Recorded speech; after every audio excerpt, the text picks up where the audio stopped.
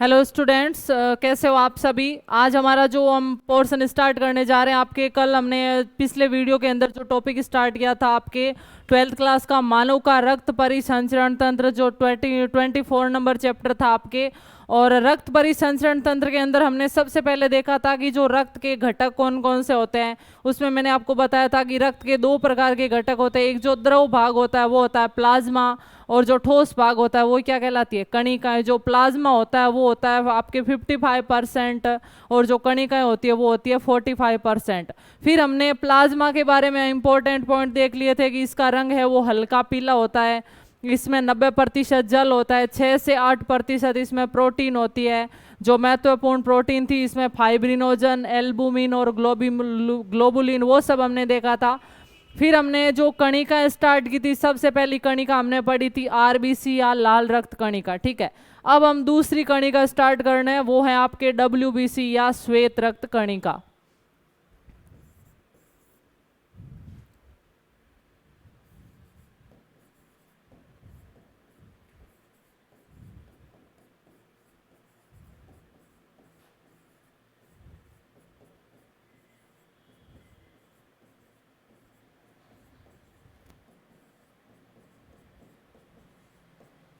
तो देखिए, दूसरे प्रकार की जो कणिका होती है वो होती है डब्ल्यूबीसी, या हम इसे व्हाइट ब्लड सेल या श्वेत रक्त कणिका भी बोल सकते हैं। आरबीसी में जब हमने पढ़ा तो सबसे पहला पॉइंट क्या पढ़ा था कि आरबीसी का मैंने आपको बताया था कि एक अलग से नाम होता है इरिथ्रोसाइट, और उसी प्रकार डब्ल्यूबीसी और प्लेटलेट्स का भी दूसरा नाम होता है। तो देखते हैं डब्ल्यूबीसी का क्या नाम होता है दूसरा।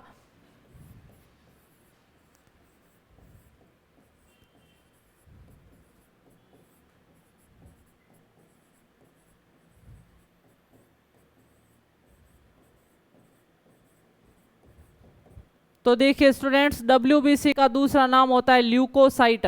आरबीसी को कहा जाता है इरिथ्रोसाइट, और डब्ल्यूबीसी को क्या कहा जाता है, डब्ल्यूबीसी को कहा जाता है ल्यूकोसाइट। फिर हम देखते हैं इसका जीवन काल कितना होता है, इसका कार्य क्या होता है। तो देखिए नेक्स्ट पॉइंट।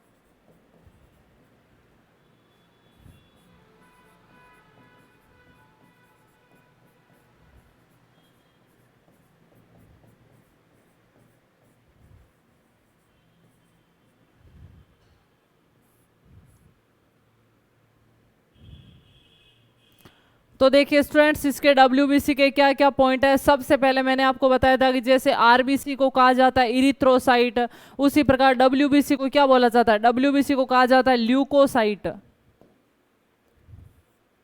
इनका जो ये अलग से नाम है ये बहुत महत्वपूर्ण है। तो आरबीसी को कहा जाता है इरिथ्रोसाइट, उसी प्रकार डब्ल्यूबीसी को क्या बोलेंगे, ल्यूकोसाइट।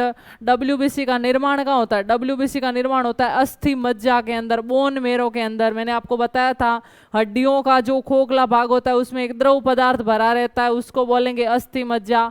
और वो दो प्रकार का होता है, एक होता है लाल और एक होता है पीला। जो लाल वाला होगा वो आरबीसी बनाएगा, और जो पीले वाला होगा वो क्या बनाएगा, डब्ल्यूबीसी बनाएगा। फिर इनका कार्य क्या है, शरीर में रोग प्रतिरोधक क्षमता बनाए रखना। शरीर में रोग प्रतिरोधक क्षमता बनाना। अब देखिए, रोग प्रतिरोधक क्षमता का मतलब क्या है कि जैसे ही कोई रोग कारक हमारे शरीर में प्रवेश करेगा तो डब्ल्यूबीसी क्या करेगी, उस रोगाणु को नष्ट करने के लिए बहुत ज्यादा मात्रा में एंटीबॉडी बना देगी, और उस रोगाणु को क्या कर देगी, नष्ट कर देगी। तो इसलिए इसका कार्य क्या है, शरीर में रोग प्रतिरोधक क्षमता बनाए रखना। यानी जैसे ही कोई रोगाणु शरीर में प्रवेश करेगा तो जो एंटीबॉडी उत्पन्न होती है उनको उत्पन्न करने का काम कौन करती है, डब्ल्यूबीसी। और डब्ल्यूबीसी एंटीबॉडी बनाकर क्या करेगी, उन रोगाणुओं को नष्ट कर देगी। फिर हम देखते हैं कि इनकी संख्या कितनी होती है। तो सबसे ज्यादा संख्या होती है वो आरबीसी की होती है रक्त के अंदर। हमने देखा था कितनी होती है, पुरुषों के अंदर होती है 45 से 50 लाख प्रति मिलीलीटर क्यूब, और महिला में होती है 40 से 45 लाख। लेकिन इनकी संख्या बहुत कम होती है, इनकी संख्या होती है 4000 से 11000 प्रति मिलीलीटर क्यूब के बीच में, ठीक है।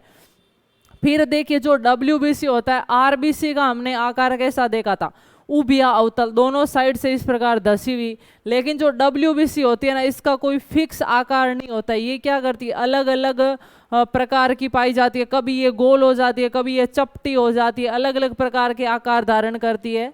तो देखिए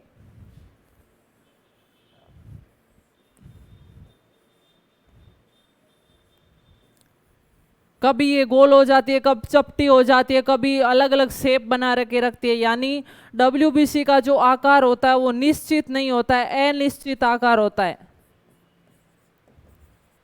WBC का आकार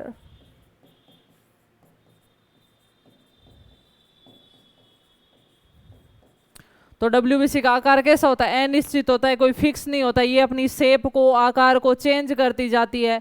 देखिए एक जीव होता है, एक कोशिकीय के जीव का उदाहरण है अमीबा। अमीबा नाम का जो जीव होता है वो भी अपने आकार को कंटिन्यू चेंज करता रहता है और उसका कोई फिक्स आकार नहीं होता है। उसी प्रकार WBC भी अपने आकार को चेंज करती रहती है। तो ये अपने आकार को अमीबा के समान है, वो निश्चित नहीं रख पाती है, इसलिए WBC को बोला जाता है अमीबोइड कोशिका। अमीबा अभी आकार को फिक्स नहीं रखता है, WBC भी आकार को फिक्स नहीं रखती है, तो अमीबा के नाम पर WBC का नाम क्या दे दिया, अमीबोइड कोशिका। तो देखिए WBC को अमीबोइड कोशिका भी कहा जाता है।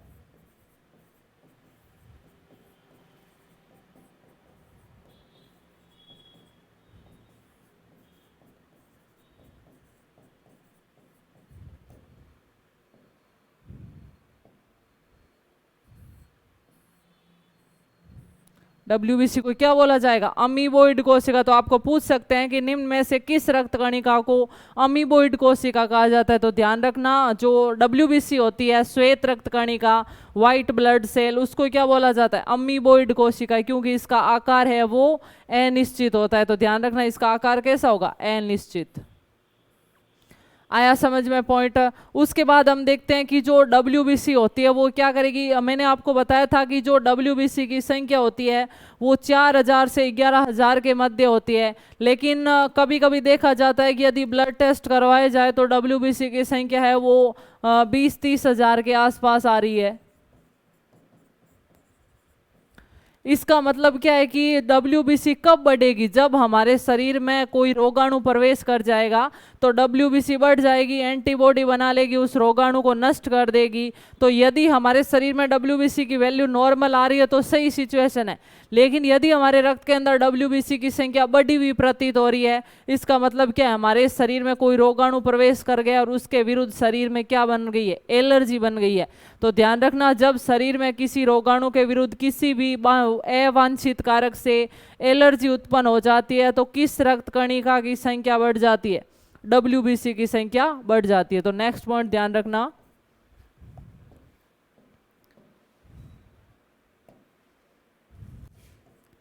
एलर्जी के समय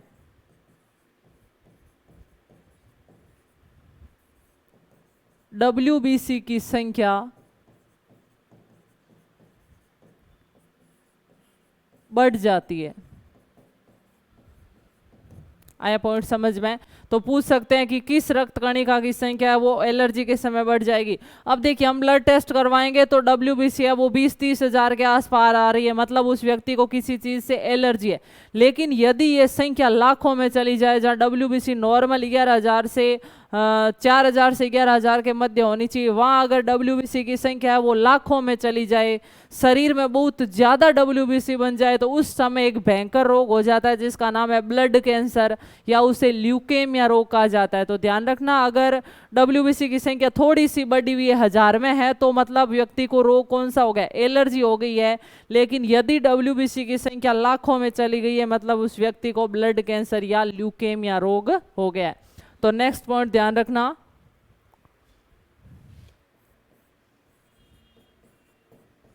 यदि शरीर में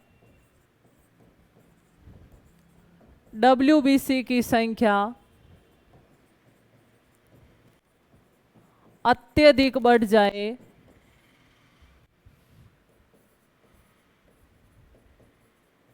तो उस समय व्यक्ति को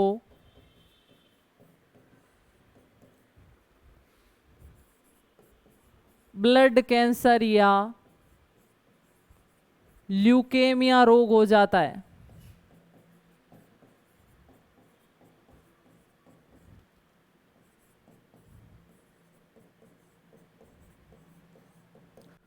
तो आया पॉइंट समझ में? अगर डब्ल्यूबीसी की संख्या थोड़ी सी बढ़ी हुई है तो व्यक्ति को क्या हो रखी है? एलर्जी हो रखी है। लेकिन यदि डब्ल्यूबीसी की संख्या बहुत ज्यादा बढ़ गई है तो व्यक्ति को रोग कौन सा हो गया? ब्लड कैंसर या ल्यूकेमिया।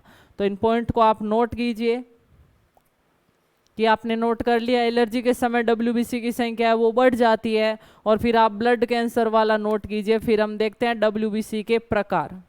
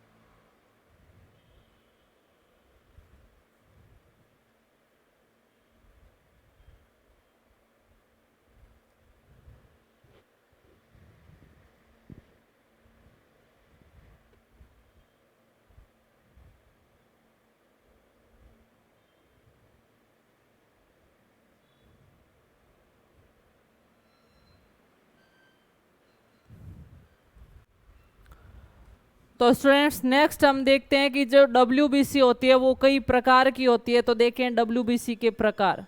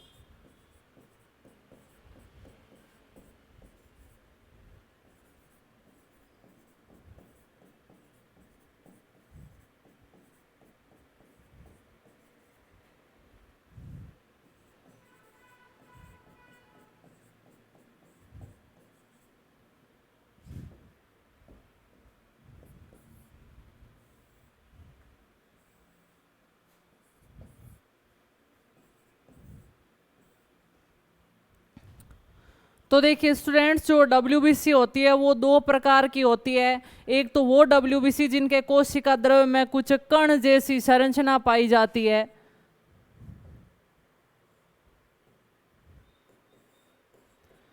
कोशिका द्रव्य में जिनको डब्ल्यूबीसी के कुछ कण जैसी संरचना पाई जाती है उनको बोला जाता है कणिकाणु डब्ल्यूबीसी या कणिकाणु श्वेताणु। श्वेताणु किसको बोला जाता है? डब्ल्यूबीसी को। तो वे डब्ल्यूबीसी जिनके कोशिका द्रव्य में कुछ कण जैसी संरचना होगी उनको हम क्या बोलेंगे? कणिकाणु। कोशिका द्रव्य में कण युक्त भाग उपस्थित। और फिर वे डब्ल्यूबीसी जिनके कोशिका द्रव्य में कण युक्त भाग नहीं पाए जाते, बिल्कुल चिकना होता है, इसके अंदर कोई कण युक्त भाग नहीं होता है, उन डब्ल्यूबीसी को क्या बोला जाता है? अकणिकाणु बोला जाता है। अब ये जो कणिकाणु और अकणिकाणु, इसको डब्ल्यूबीसी को दो भागों में बांट दिया गया है। और कणिकाणु डब्ल्यूबीसी होती है वो 3 प्रकार की होती है, अकणिकाणु होती है वो 2 प्रकार की होती है। तो देखिए जो कणिकाणु है उनमें सबसे पहले बेसोफिल, फिर इओसिनोफिल, तीसरी है न्यूट्रोफिल। और अकणिकाणु के 2 उदाहरण है मोनोसाइट और लिम्फोसाइट। डब्ल्यूबीसी के ये टोटल 5 प्रकार है जिनको 2 उप भागों में बांट दिया है, कणिकाणु और अकणिकाणु। अब हम अलग अलग इनको पढ़ेंगे कि कौन सी डब्ल्यूबीसी ज्यादा मात्रा में होती है, कौन सी डब्ल्यूबीसी कम होती है, कौन सी डब्ल्यूबीसी है वो क्या काम करती है। तो पहले आप इस टेबल को नोट कर लीजिए, फिर हम अलग अलग पढ़ते हैं इन सारी डब्ल्यूबीसी को।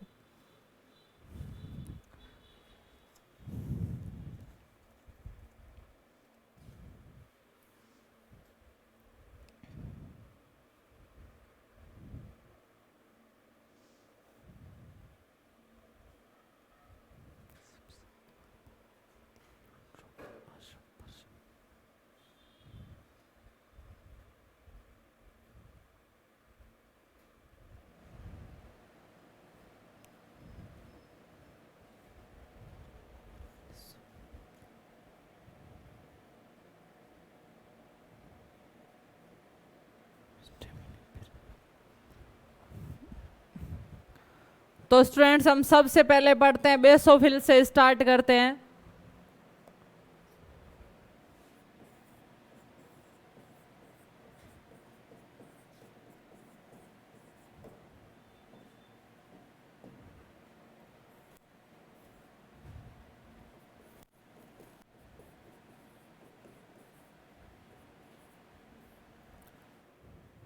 जो 5 प्रकार की डब्ल्यूबीसी होती है उनमें सबसे कम मात्रा में पाई जाती है बेसोफिल प्रकार की डब्ल्यूबीसी, यानी कुल डब्ल्यूबीसी का ये सिर्फ 0.5% पाई जाती है।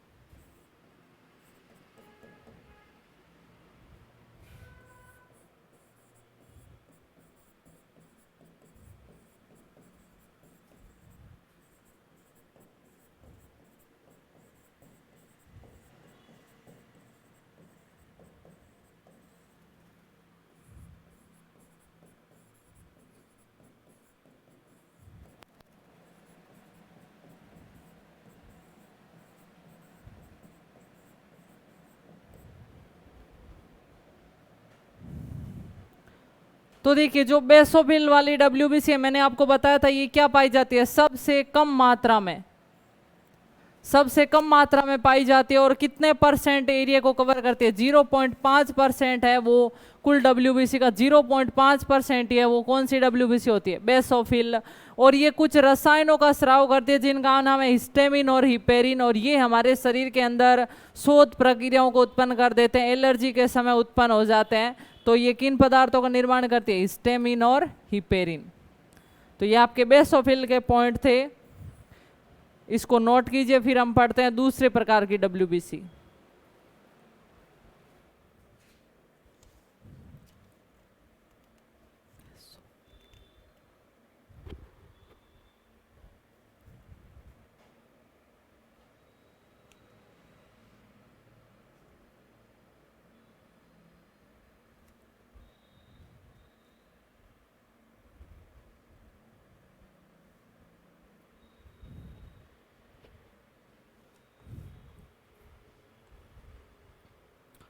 तो स्टूडेंट्स उसके बाद दूसरी डब्ल्यूबीसी पढ़ते हैं हम, इओसिनोफिल।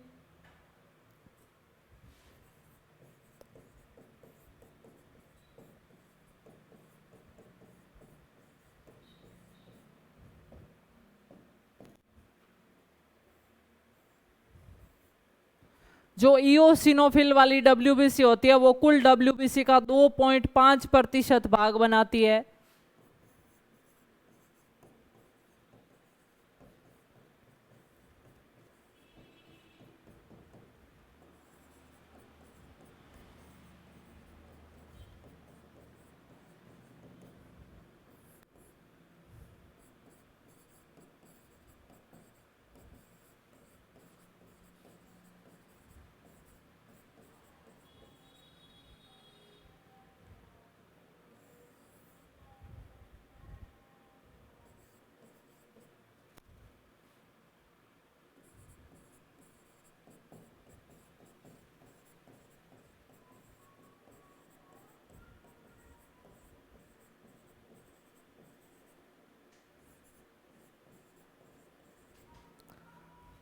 तो देखिए जो इओसिन वाली डब्ल्यूबीसी है वो कुल डब्ल्यूबीसी का 2.5% भाग बनाती है।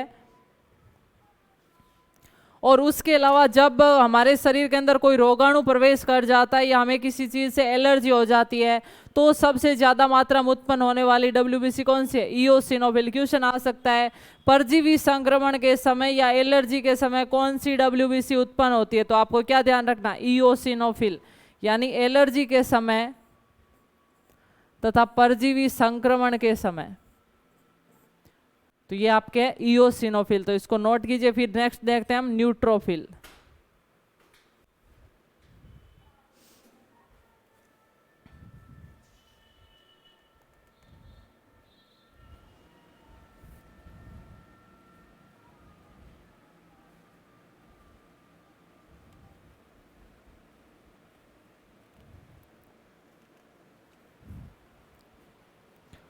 तो इसके बाद अगली जो डब्ल्यूबीसी है वो आपके है न्यूट्रोफिल।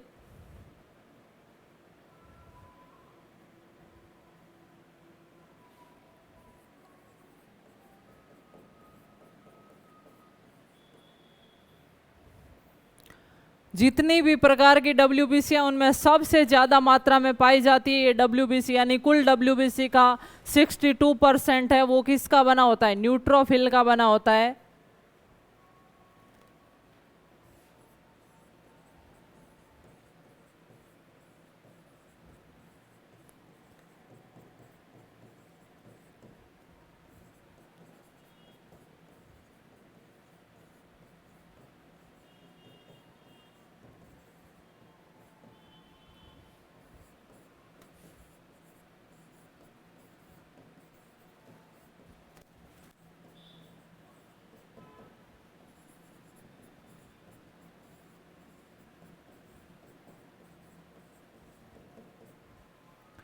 ठीक है स्टूडेंट्स, तो ध्यान रखना न्यूट्रोफिल है वो सबसे ज्यादा मात्रा में पाई जाती है और टोटल डब्ल्यूबीसी का कितना परसेंट कवर करती है? 62%।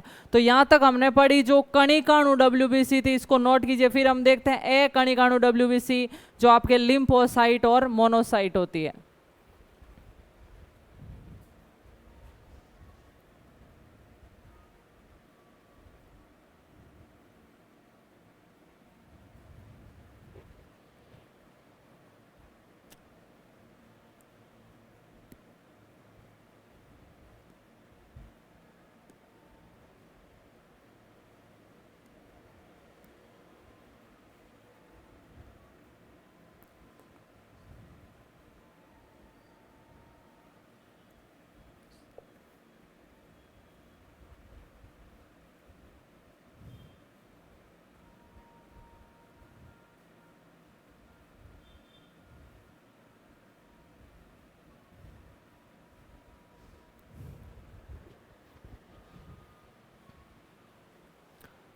तो स्टूडेंट्स अब हम देखते हैं जो कणिकाणु डब्ल्यूबीसी होती है दो प्रकार की, मोनोसाइट और लिम्फोसाइट।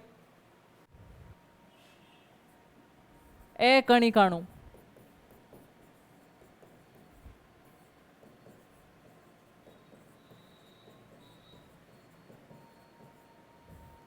तो देखिए अकणिकाणु प्रकार की डब्ल्यूबीसी हम पढ़ेंगे। सबसे पहली है मोनोसाइट। जो मोनोसाइट डब्ल्यूबीसी होती है ये भक्षणकारी प्रवृत्ति की होती है, बहुत बड़े आकार की होती है और ये रक्त में से ऊतकों में चली जाती है और ऊतकों में जाकर अपनी साइज को और ज़्यादा इंक्रीज कर लेती है, इसलिए इनको वृहद भक्षकाणु भी बोला जाता है। और ये जो डब्ल्यूबीसी है आपके मोनोसाइट, ये अकणिकाणु वाली न्यूट्रोफिल के साथ मिलकर बड़े बड़े सूक्ष्म जीवों का भक्षण कर देती है और एक पूरे भक्षकाणु तंत्र का निर्माण करती है और सुरक्षा की प्रथम पंक्ति बनाती है। सुरक्षा की प्रथम पंक्ति का मतलब है कि जैसे ही कोई रोग कारक हमारे शरीर में प्रवेश करेगा तो ये मोनोसाइट और न्यूट्रोफिल मिलकर सबसे पहले उसको नष्ट कर देती है। इसलिए बोला गया है कि जो मोनोसाइट और न्यूट्रोफिल है वो मिलकर शरीर की प्रथम सुरक्षा पंक्ति का निर्माण करती है और ये बड़े आकार की होती है, इसलिए इन्हें वृहद भक्षकाणु बोला जाता है। और कोशिका में रक्त में पड़ी रहती है तब भी आकार बड़ा होता है और जब ये ऊतकों में चली जाती है तो अपनी साइज को और ज़्यादा इंक्रीज कर लेती है। तो हम देखते हैं मोनोसाइट के पॉइंट।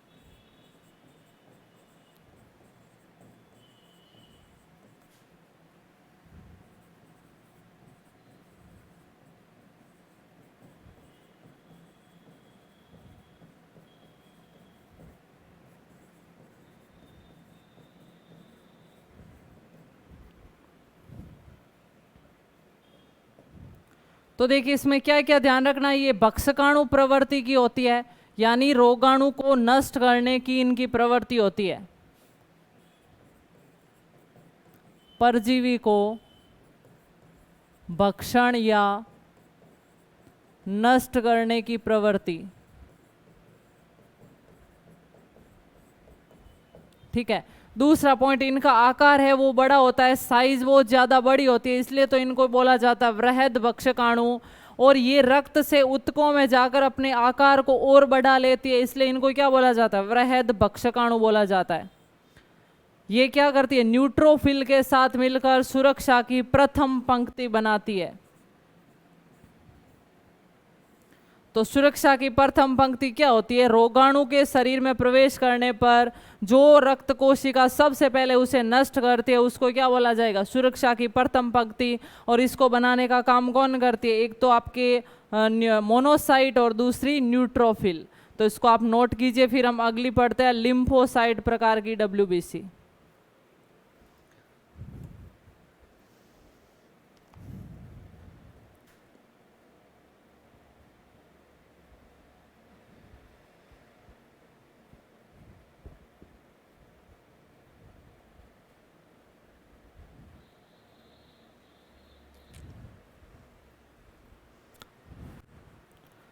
तो स्टूडेंट्स नेक्स्ट हम देखते हैं लास्ट प्रकार की डब्ल्यूबीसी जो आपके अकणिकाणु प्रकार की होती है, वो होती है लिम्फोसाइट।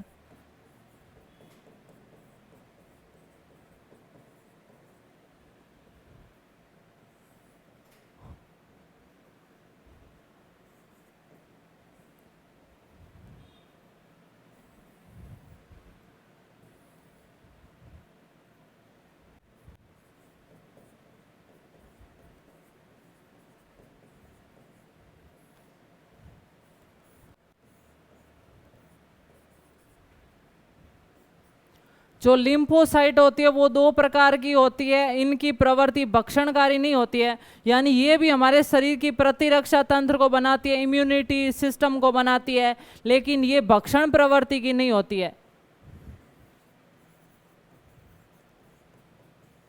भक्षणकारी नहीं होती।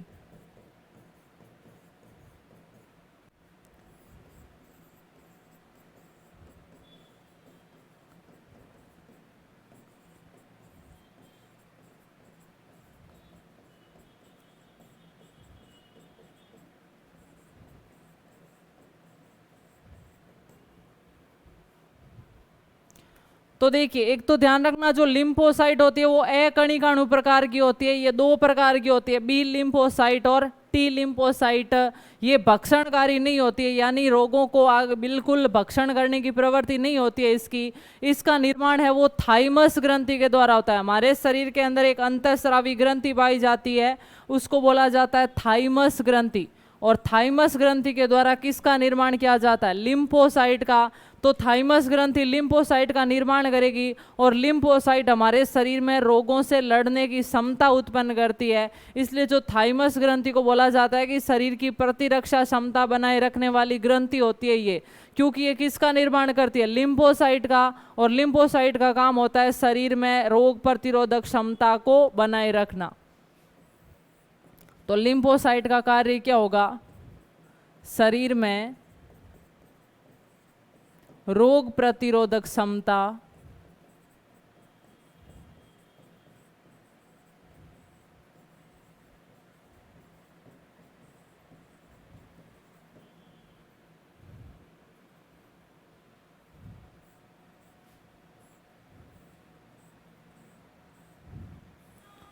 तो रोग प्रतिरोधक क्षमता का मतलब क्या होता है? रोगों से लड़ने की जो शरीर में पावर पाई जाती है उसको बोला जाता है रोग प्रतिरोधक क्षमता या इम्यूनिटी पावर। तो ये थे आपके प्लेट जो WBC है उसके पांचों प्रकार, तो इसको नोट कर लीजिए। यहाँ तक ही थे स्टूडेंट्स हमारी क्लास। मिलते हैं नेक्स्ट क्लास के अंदर, आगे प्लेटलेट्स और ब्लड ग्रुप को पढ़ेंगे। Thank you so much.